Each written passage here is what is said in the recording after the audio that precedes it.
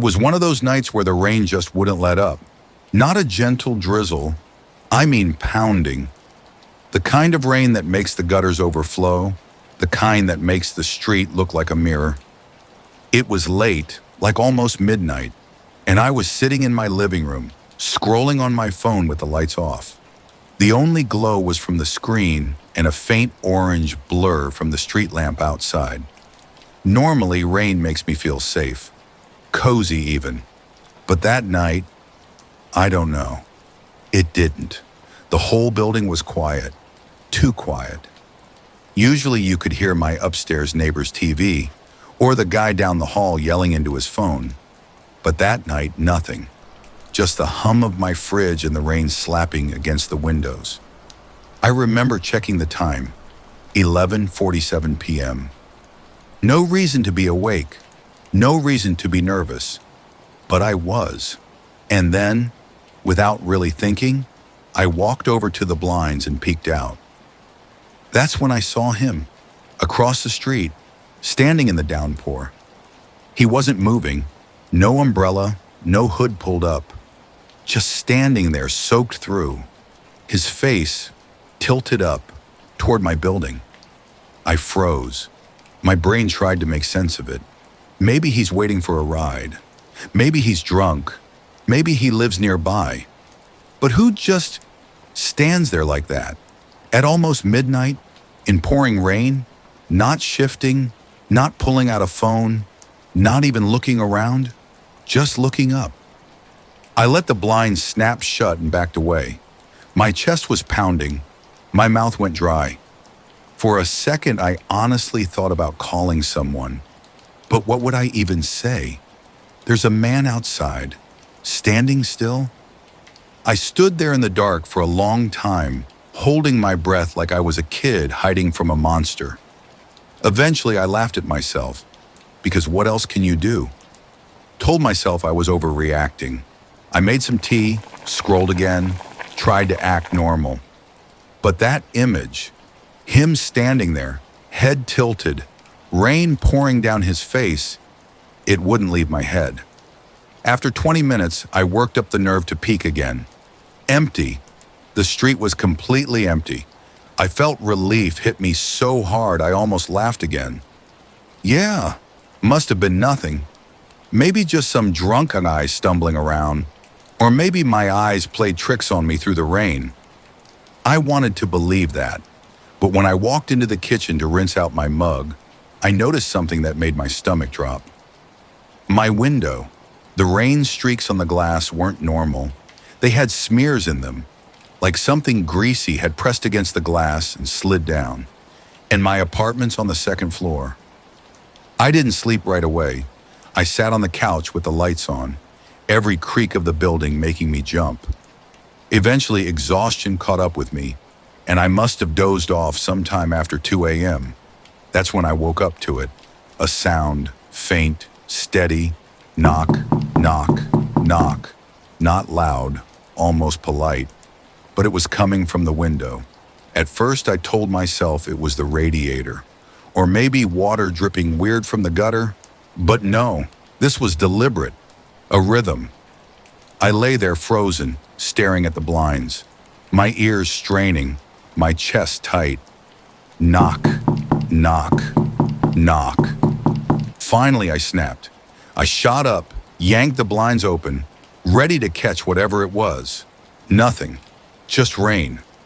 But out of the corner of my eye, swear to God, I saw movement, like a hand pulling back, gone before I could focus. I didn't sleep again that night. The next morning, everything looked normal. Streets wet but calm, neighbors coming and going like usual.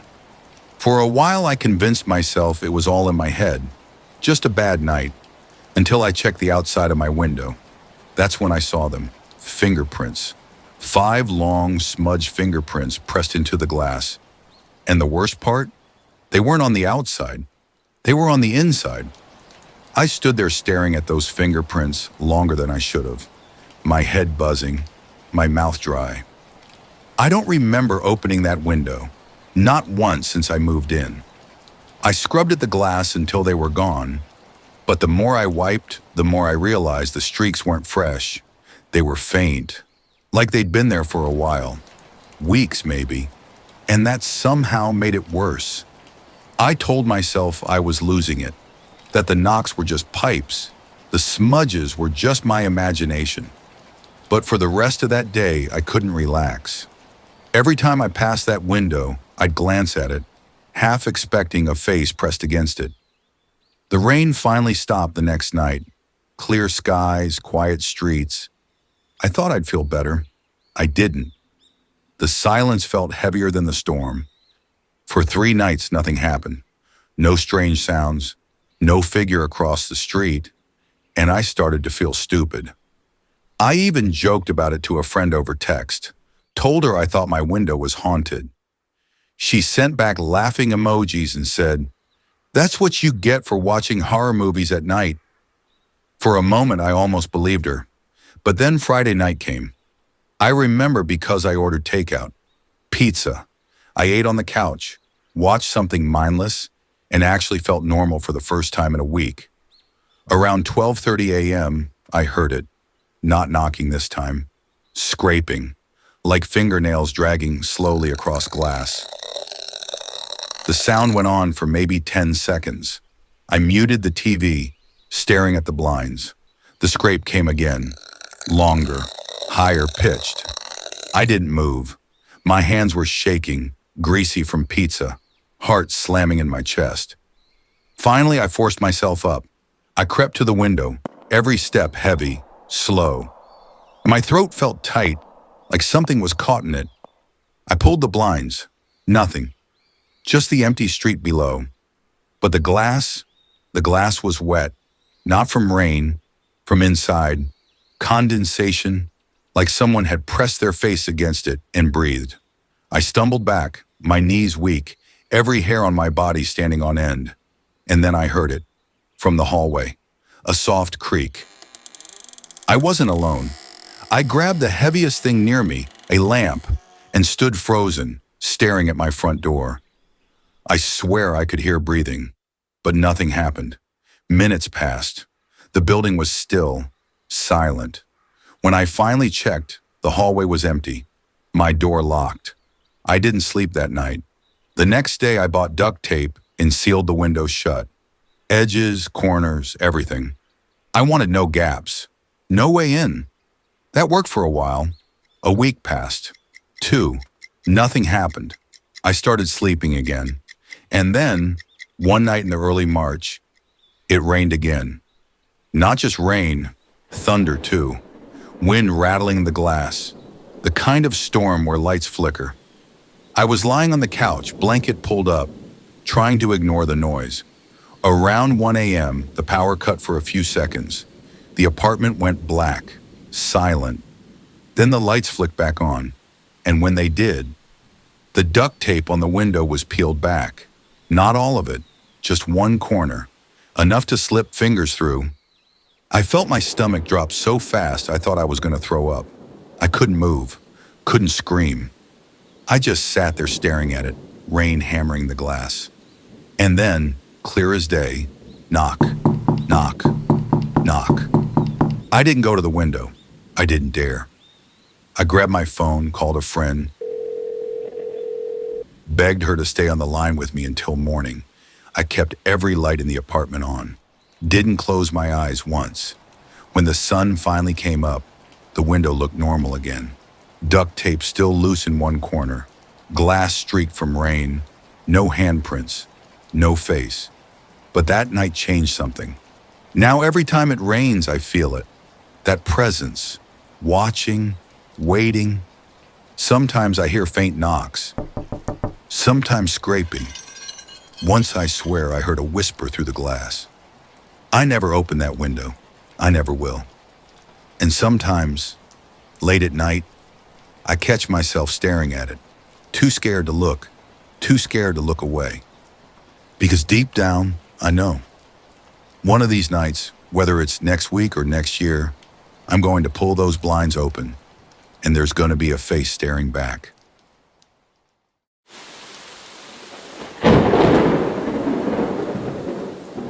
I've never liked waiting for buses late at night, especially when it's raining. But that night, I didn't really have a choice. It was a Friday, end of a long week. I'd stayed late at work, trying to finish a project, and by the time I finally packed up, it was close to 11:30 p.m. I didn't drive back then, so the bus was my only way home. I still remember stepping outside and feeling the rain hit me in the face. It wasn't just a drizzle. It was one of those steady, soaking rains that makes everything slick and shiny. I pulled my jacket tighter and hurried to the bus stop at the corner. The shelter was empty when I got there. Just a plastic bench, a flickering fluorescent light above, and the steady hiss of rain on the glass walls. I checked the schedule posted on the side. The next bus wasn't supposed to come until 12:05, which meant I had about 30 minutes to kill. I tried not to think about how deserted everything looked. No cars on the road, no people walking, just that constant sound of water dripping and running in the gutters. I sat down, pulled out my phone, and started scrolling. But I kept glancing up, every little noise making me twitch. A branch scraping against the shelter roof, the hum of the streetlight buzzing, my own reflection in the wet glass catching me off guard. And then, out of nowhere, I wasn't alone anymore. I didn't hear footsteps. No one said anything. I just glanced up from my phone and saw someone. They were standing just outside the shelter to the left, half in the rain, half in the shadow. At first, I thought maybe it was just another person waiting for the bus, which should have been comforting. But something about them immediately felt off. They weren't sitting. They weren't checking the schedule. They weren't even looking at me. They were just standing there, completely still, their head tilted down like they were staring at the puddles gathering at their feet. I swallowed hard and went back to pretending to scroll. My thumbs moved, but I wasn't reading anything. Every nerve in my body was screaming at me to stay alert. Minutes passed. I could hear the rain hitting their jacket, could hear the water dripping from their sleeves. But they never shifted, not even once. Finally, I risked another glance. That's when I realized they weren't wearing a jacket. No hood, no umbrella, just clothes completely plastered to their body, hair dripping down their face. And the worst part? Their shoes. Bare feet. Who the hell stands barefoot in the rain at midnight waiting for a bus? I looked away so fast I almost dropped my phone. My mouth was dry, my pulse hammering. I kept telling myself, don't stare, don't stare, don't give them a reason. The minutes dragged. 11:45, 11:50. I checked the time every 30 seconds, my leg bouncing uncontrollably. At one point I heard a sound, a soft slapping noise like wet feet shifting against concrete. Slowly. I didn't look. I couldn't. The bus couldn't come fast enough. By 12:03, I was practically standing, pacing, pretending to check down the road. Still no bus. The schedule had lied, or maybe the rain delayed it. Either way, I was stuck. That's when I noticed silence. The dripping sound was gone, the slapping feet. Even the buzz of the light above seemed fainter. I turned slowly. They were gone. Just gone. Relief hit me for half a second, like oxygen flooding my lungs. I almost laughed at myself, but then something made me stop. The bench. It was wet, completely soaked, like someone had been sitting there for a long time. Only they hadn't. I'd been watching. They'd never sat down, not once, and that's when I caught it. Movement.